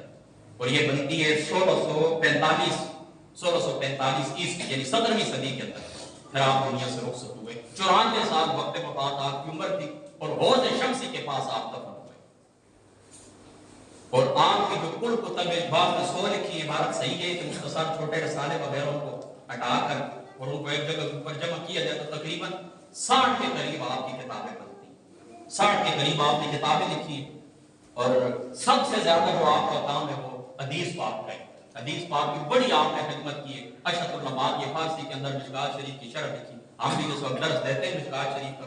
اسی کو مد نظر رکھتے ہیں۔ تو بڑا اللہ تعالیٰ کی ذات اقدس کی ایک عظیم شخصیت، اللہ تعالیٰ کے نیک بندے تھے یہ محدث دہلوی صاحب رحمۃ اللہ تعالیٰ نے، ان کا تعارف میں نے آپ کو اب کروایا تاکہ آپ کو پتہ چلے آج یہ جو لوگ کہتے ہیں بزرگوں کا کیا ہے، انہوں نے کیا کیا، انہوں نے یہ کام کیا۔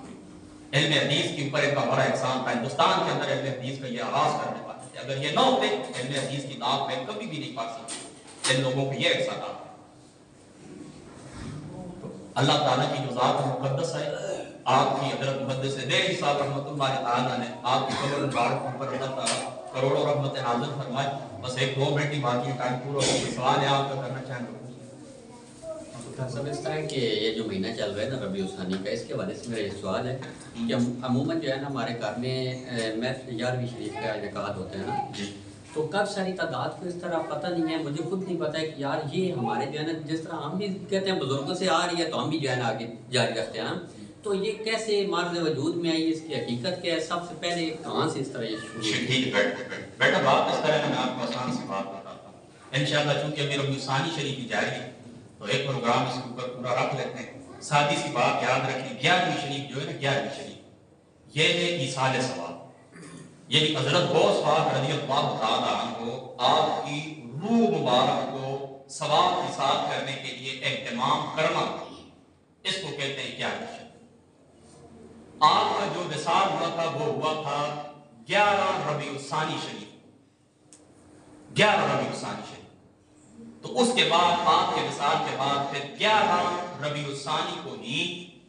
آپ کے جو مریدین ہیں، آپ کے جو مخلصین ہیں، وہ اس طرح کرتے تھے کہ 11 ربیع الاول شریف کا 11 ربیع الثانی شریف کو اس طرح کی محفل منعقد کرتے تھے. تو چونکہ چاند کی تو 11ویں ہوتی ہے لہذا اس کو 11ویں شریف کہہ دیا جاتا ہے. ایک بات یہ، اور یہ سب سے مشہور ہے.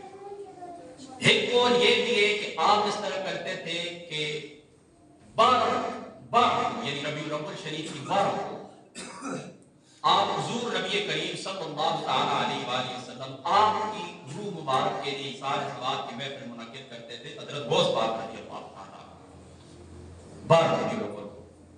پھر چونکہ یہ بات بالکل آپ کے ذہن کے اندر ہے اور آپ کو معلوم ہے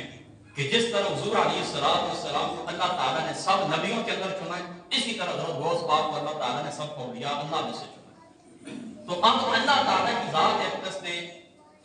آپ کی اس نیکی کو، اس کام کی اللہ تعالیٰ کی ذات اقدس نے قدردانی کی. اور 11 ربیع الثانی شریف کو آپ اس طرح دنیا سے رخصت ہوئے تو ان کے بعد مریدوں نے اس طرح کیا کہ آپ کو 11ویں والے کے نام سے یاد کرتے ہیں اور حضور محمد مصطفیٰ کو 12ویں والے کے نام سے یاد کرتے ہیں. دوسرا قول یہ، ٹھیک ہے. اور تیسرا قول یاد رکھیں یہ کہ اس زمانے کے اندر جو حضرت غوث پاک رضی اللہ تعالیٰ عنہ آپ کا جو زمانہ تھا، اس زمانے پاک کے اندر لوگوں کو چاند کی 10 تاریخ کے حساب سے تنخواہ ملتی تھی. 10 تاریخ کے لحاظ سے آپ کو تنخواہ ملتی تھی، یعنی 10 تاریخ کو ان کو تنخواہ آتی تھی. اور 10 تاریخ کی شام کو یا 11 کی صبح کو وہ اس طرح کرتے تھے کہ حضرت غوث پاک رضی اللہ تعالیٰ عنہ آپ کی خانقاہ میں جو حصہ ہوتا تھا